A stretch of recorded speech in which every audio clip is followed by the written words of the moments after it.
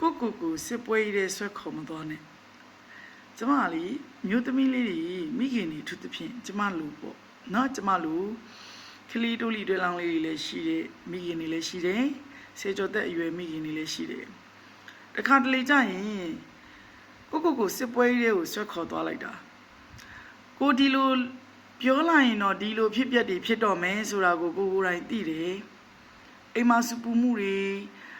စူညံတာတွေကိုယ်တိုင်စိတ်မကောင်းဖြစ်ရတာတွေလည်းဖြစ်လာမယ်ဆိုတာကိုလည်းသိတယ်ဒါပေမဲ့ဗရိတ်မအုပ်လိုက်မိဘူးကိုပြောမိလိုက်တယ်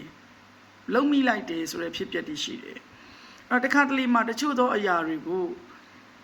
ဘောနော်အမားတီးတီးလေးတွေပေါ့ကလေးရဲ့အမားတီးတီးလေးတွေကိုကတခါတလေလစ်လူရှုပေးလိုက်တာက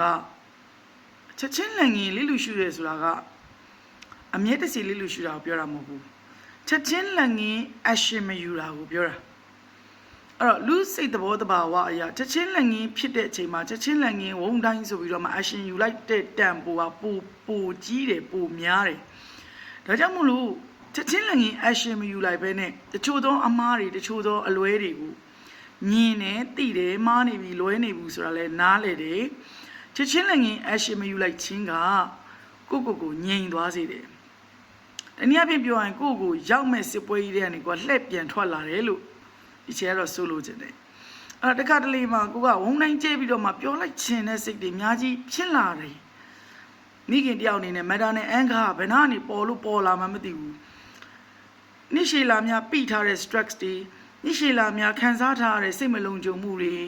နိရှေလာများဖြစ်ခဲ့တဲ့ကိုယ့်ရဲ့ privacy ပြောက်မှုတွေကြောင့်မို့လို့အဲ့ဒီ matter နဲ့ anger ကဘယ်ချိန်ကထွက်လာမှမသိဒေါသတွေထွက်လာတာအော်ရောငေါ့ရောကိုကစစ်ပွဲတွေရောက်သွားရောအဲ့တော့ကိုကြိုက်လားဆိုလည်းမကြိုက်ဘူးဒီအမားတေးသေးလေးကိုမြင်မိတာနဲ့တော့ဒီလောက်ကြီးပြောစရာလိုလို့လားဆိုတဲ့ပုံစံမျိုးတွေကလည်းကြာလာတော့ဖြစ်လာတယ်အဲ့လိုမဖြစ်အောင်ကိုကကျမလည်းဖြစ်ခဲ့ဘူးတာပဲဒီလိုအမားတွေဒီလားအဲ့တော့ဘာလို့ရလဲဆိုတော့လေတချို့သောအမားတွေကချက်ချင်း action မယူဘဲနဲ့ခဏလေးလူရှူတာခဏလေးကြက်ဆက်မှုမှာပြီးရင်ကျမတို့ဒါလေးကိုတော့ငါဘယ်လိုပြန်ပြောမယ်ဆိုတဲ့စကားလုံးလေးကိုရွေးပြီးတော့ကျမတို့ပြောလိုက်တဲ့အချိန်မှာကို calm down ဖြစ်သွားပြီဆိုတဲ့အချိန်ကြာမှာ diplomatic ဆန်စွာတန်တမန်ရေးရနီးလန်းအတိုင်းပြန်သွားမယ်ဆိုရင်ကိုကြည်နပ်သွားတယ်တိလားတခြားတွေမစင်စားတယ်ကိုကြိုက်သွားတယ်အဲ့ဒီခံစားချက်ကိုအရင်ရအောင်လုပ်မှ